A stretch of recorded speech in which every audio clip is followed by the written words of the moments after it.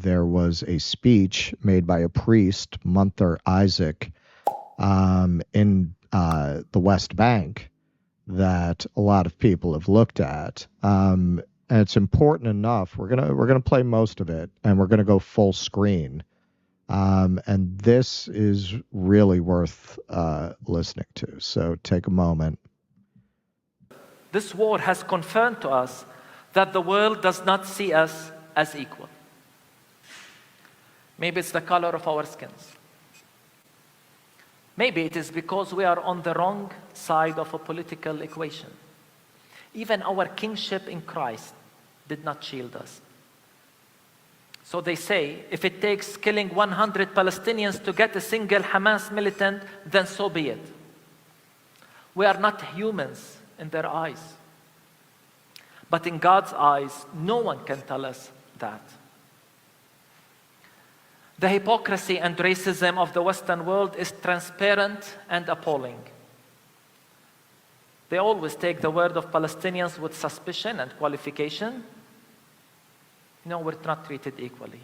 Yet on the other side, despite a clear track record of misinformation, lies, their words are almost always deemed infallible. To our European friends, I never ever want to hear you lecture us on human rights or international law again. And I mean this. We are not white, I guess. It does not apply to us according to your own logic.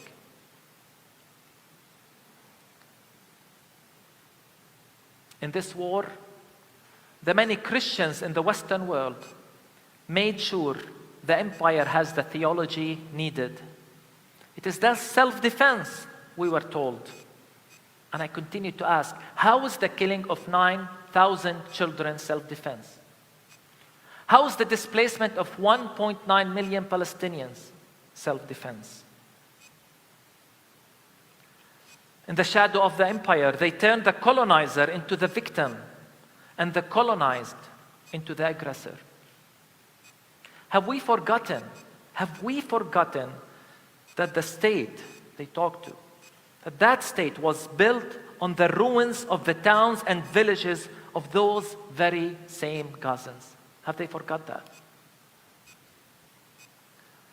We are outraged by the complicity of the church. Let it be clear, friends. Silence is complicity. And empty calls for peace without a ceasefire and end to occupation, and the shallow words of empathy without direct action, all under the banner of complicity. So here is my message. Gaza today has become the moral compass of the world. Gaza was hell before October 7th, and the world was silent. Should we be surprised at their silence now? If you are not appalled by what is happening in Gaza, if you are not shaken to your core, there is something wrong with your humanity. And if we as Christians are not outraged by the genocide, by the weaponization of the Bible to justify it, there is something wrong with our Christian witness, and we are compromising the credibility of our gospel message. If you fail to call this a genocide, it is on you. It is a sin and a darkness you willingly embrace. Some have not even called for a ceasefire. I'm talking about churches. I feel sorry for you. We will be okay. Despite the immense blow we have endured, we, the Palestinians, will recover. We will rise. We will stand up again from the midst of destruction, as we have always done as Palestinians. Although this is by far maybe the biggest blow we have received in a long time. But we will be okay. But for those who are complicit, I feel sorry for you. Will you ever recover from this? Your charity and your words of shock after the genocide won't make a difference. And I know these words of shocks are coming.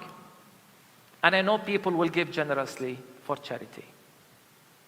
but your words won't make a difference. Words of regret won't suffice for you. And let me say it, we will not accept your apology after the genocide. What has been done has been done.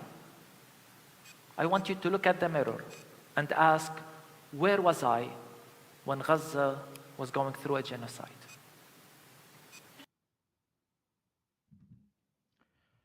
So,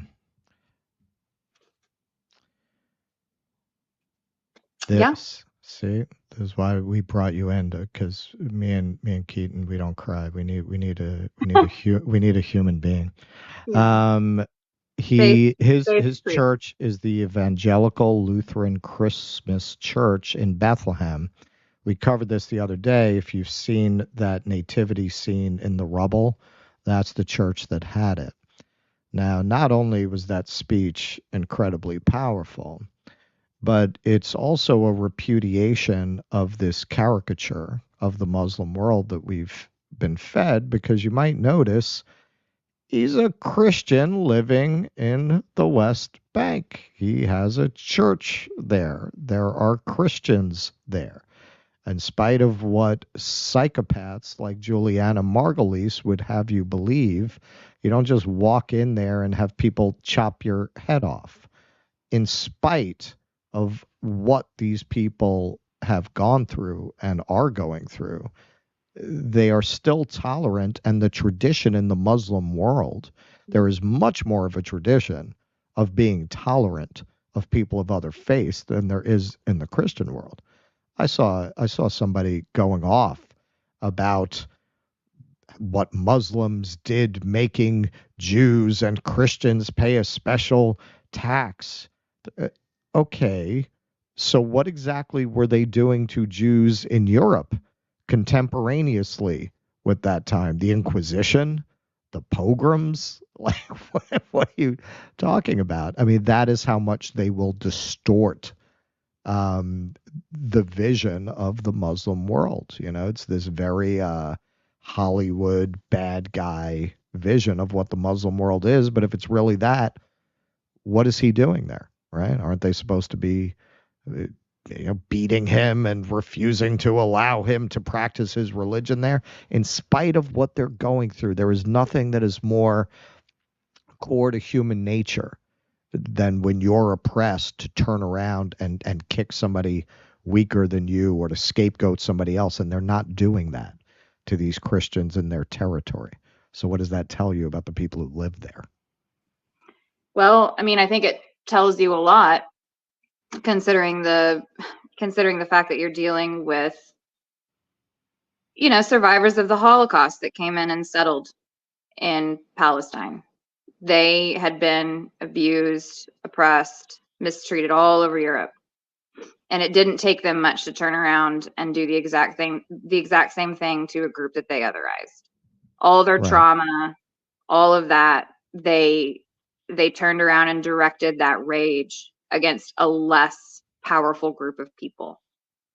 I mean, that's what was happening to the Jews. They were a minority, and they were pushed around, and they were oppressed, and had horrible things happen to them, like the pogroms, the Holocaust, all that other type of stuff. And did they turn the other cheek whenever they went to Palestine? No. And that's what I think is the real true tragedy of the Israel-Palestine situation, is the fact that if any group should have been able to see the humanity in another group of individuals, it should have been the Jewish population that settled in Israel. Well, tragically, what happened in the event is a cycle of abuse, where so often the abused become the abusers and the oppressed become the oppressors. And he is absolutely right. The Western world is going to talk about human rights. It was funny when we were on Jimmy's, we all were with libs on Christmas. I don't know what it is. All the leftists spend Christmas with libs. And, when I was talking a little bit about, Ukraine and with this, and geopolitics are very complicated. No, it's really not that complicated. It's really not. When you look at who kills the most people around the world, it ain't Russia. It sure ain't the Palestinians. It's us. It just never occurs to anybody that they are the Romans. What do you think the Romans thought? That what they were doing in Gaul was wrong? That what they were doing in Germania was wrong? No, they were Romans, right? Conquering by right. And it's very difficult for anybody, particularly for liberals, to see that they're susceptible to that kind of brainwashing and that they have that kind of warped perspective that you have when you're from the bosom of the empire and you see everything from the empire's perspective.